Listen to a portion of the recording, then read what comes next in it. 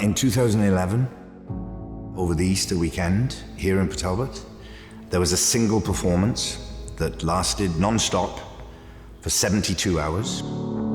It took place all over the town, in the streets, down at the beach, on roundabouts.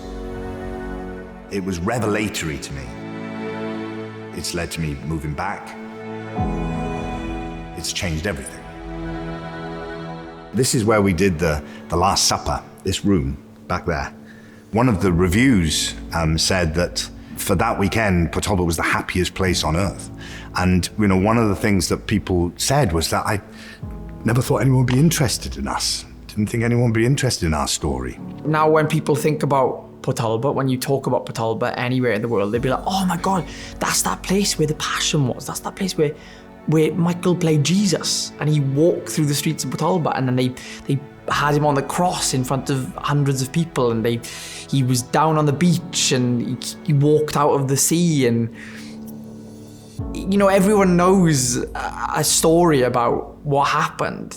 In the immediate aftermath, people started talking about the Passion effect, and that people in the town, I would hear, much later, people said, it was the Passion, watching the Passion made me want to start this business, or maybe want to start this support group up, or maybe want to, and so people were kind of galvanized, and it became a sort of a catalyst for all kinds of things.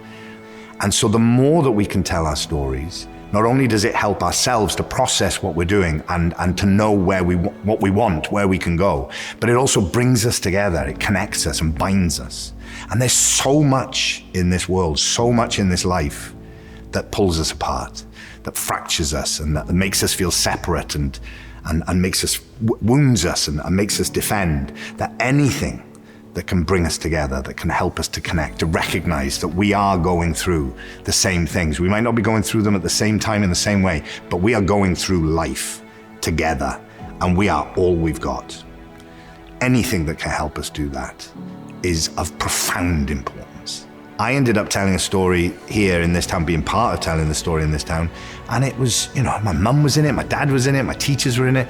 There were things that I remember when I was a paper boy at the age of 12 that I used to imagine seeing around the town that I put into it.